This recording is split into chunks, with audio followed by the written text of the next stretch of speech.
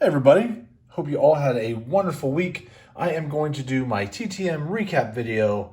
I have a very special one this week. And I'm going to give it a little bit extra time, and I hope you'll stick with me because I think it may be my favorite TTM return ever.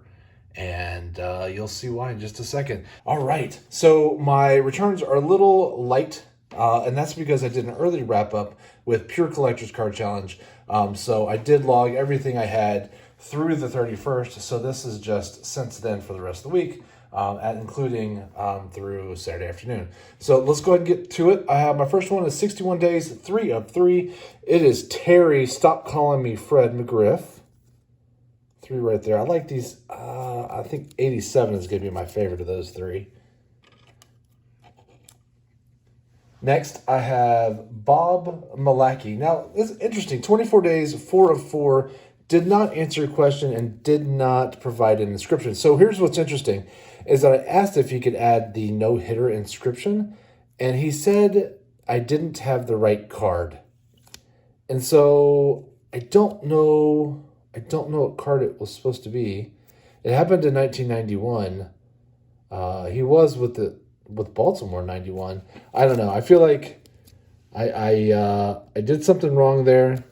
What's my favorite? That one. I missed something. I need to look it up. So maybe he got traded and I didn't notice it. I don't know. He just said I didn't have the right card, so I'm not sure. But it's nice to know that he's reading it. So maybe if I had the right card, which is I don't know which one, then he would have done it. So I don't know. 53 days, 4 of 4. Greg Harris, 88, 91.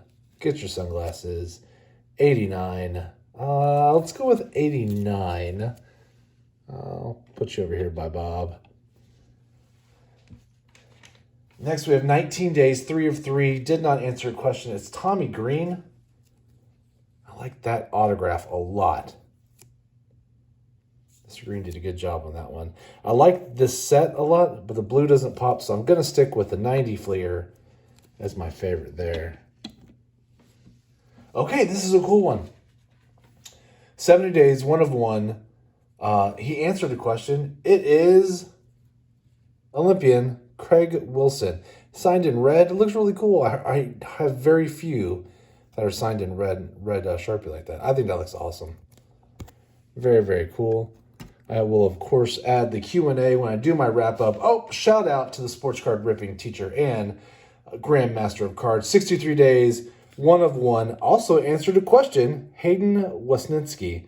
Very cool. Rookie. I like this set a lot, so I've been sending some of these out. I plan on sending a bunch more out spring training next year when I get to brag all year about how the Texas Rangers finally got a ring. So pretty exciting about all of that.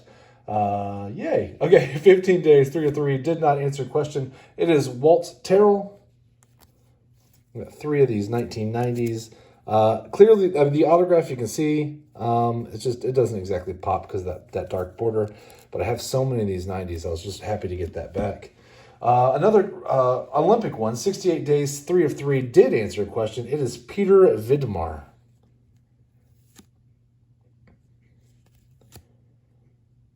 Shout out to Zach's collection. I'm not sure if this was in some of those cards you sent, but he's definitely a signer. He signed 3, so duplicates. That's awesome. Yay Olympics. Next up, 44 days, 3 of 3. Did not answer a question. Eric Hansen. This one kind of looks like a yearbook picture. We're going to go with the yearbook picture and assume that this picture is somewhere in his mom's hallway. I think that's a safe bet. That's a good one there. All right, so this is the part I was waiting to show you. And I'm going to do a real quick cut in, splice in about this gentleman right now.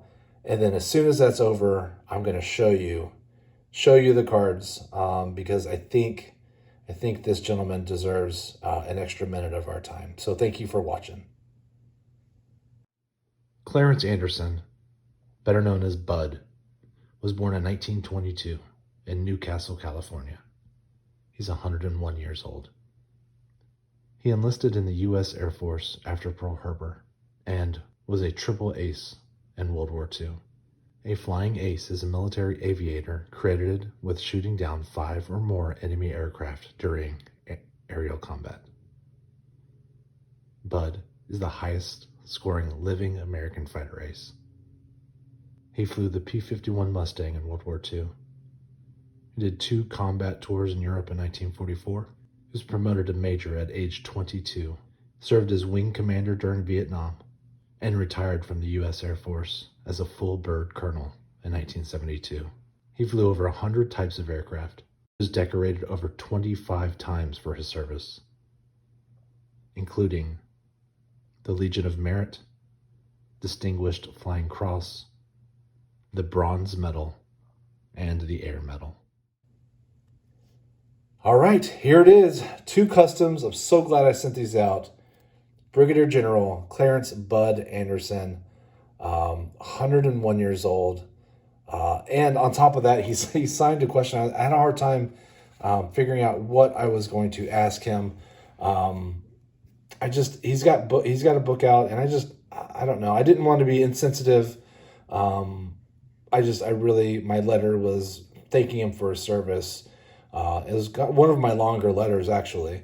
And what I did say is, because he went into the service so young, was, what did your family say when you told them that you were enlisting and were going to be a pilot? And he simply said, not too happy. So very, very nice of him. 101 years old, she's just, just a hero. He spent his whole life in service of his country and put his life in danger, certainly, to not only protect Europe and the Europeans, but, making sure that those kind of things didn't spread. So I don't want to get into a history lesson. And I certainly don't want to get into a debate. But I will say that anybody who spends their life dedicated to protecting others should be celebrated, and these are absolutely wonderful. Greatest generation? I think so. So 101, God bless them. And thank you so much for watching, and I hope you all have a wonderful week. Bye-bye.